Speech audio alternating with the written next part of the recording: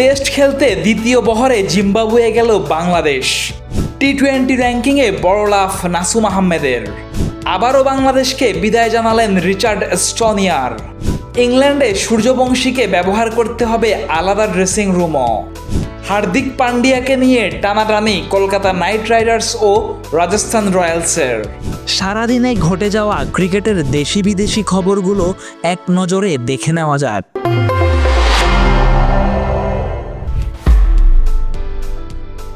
Zimbabwe সফরে একমাত্র test খেলতে আগেই দেশ ছেড়েছে মুশফিকুর রহিম সহ বেশ কয়েকজন ক্রিকেটার। বুধবার দ্বিতীয় দফায় আরও 12 জন ক্রিকেটার ও কোচিং স্টাফের সদস্য উড়াল দিয়েছে জিম্বাবুয়ের উদ্দেশ্যে, যেখানে ছিল তাওহিদ হৃদয়, অমিত হাসান, তানজিদ হাসান তামিম। আগামী 28 জুন হারারেতে শুরু হবে একমাত্র টেস্টটি। অস্ট্রেলিয়ার বিপক্ষে 3 ম্যাচ টি-20 সিরিজে হোয়াইট ওয়াশ হয়েছিল বাংলাদেশ, যার প্রভাব পড়েছে আইসিসির টি-20 র্যাঙ্কিংয়েও।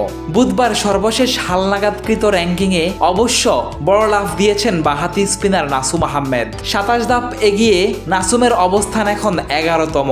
এর বাইরে বেশিরভাগ বোলারেরই হয়েছে অবনতি। ব্যাটসম্যানদের মধ্যে তাওহিদ হৃদয় ও সাইফ হাসান কিছুটা এগিয়েছেন।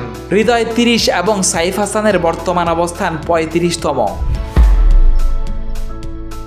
বাংলাদেশের 2020 যুব বিশ্বকাপ জয়ে অন্যতম অবদান ছিল স্ট্রেংথ ও কন্ডিশনিং কোচ রিচার্ড স্টনিয়ারের। ক্রিকেটারদের সাথে তার বন্ধুত্বপূর্ণ সম্পর্ক আলাদা নজর কাড়ে, যেখানে তার নামই হয়ে পড়েছিল পাগলা ভাই। 2022 সালে বিদায় নেওয়ার পর 2024 সালে আবারও ফিরেছেন বাংলাদেশে, কিন্তু আরেক দফা তাকে বিদায় বলতে হচ্ছে বাংলাদেশকে। বুধবার আনুষ্ঠানিকভাবে তাকে বিদায় জানিয়েছে বিসিবি। ইংল্যান্ড ও ওয়েলস ক্রিকেট বোর্ডের প্রোটোকল নিয়ম অনুসারে 16 বছরের কম বয়সী ক্রিকেটারকে প্রাপ্তবয়স্কদের ড্রেসিং রুম ব্যবহারে কিছু বিধিনিষেধ মেনে চলতে হয়। আসন্ন ইংল্যান্ড সফরে এ নিয়ে ঝামেলায় পড়তে পারেন ভারতের তরুণ তারকা বৈভব সূর্যবংশী। জাতীয় দলের অংশ হলেও কিছু কিছু সময় তাকে থাকতে হবে ড্রেসিং রুমের বাইরে, যদিও ওই সময়টায় তার জন্য বিশেষ ব্যবস্থা করবে ইসিবি। কদিন আগেই ট্রেডের মাধ্যমে লখনৌ সুপার জায়ান্টস থেকে দিল্লিতে ফিরে গেছেন ঋষভ পন্থ। এবার হার্দিক পান্ডিয়াকে নিয়েও শুরু হয়েছে টানাটানি।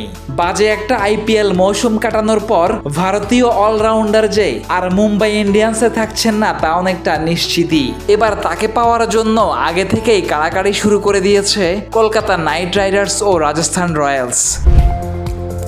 ফেসবুক, টুইটার, ইউটিউব সহ সামাজিক যোগাযোগ মাধ্যমে আমাদের ফলো করুন। ক্রিকেট দুনিয়ার সব খবর সবার আগে পেতে ভিজিট করুন www.dailycricket.com.bd।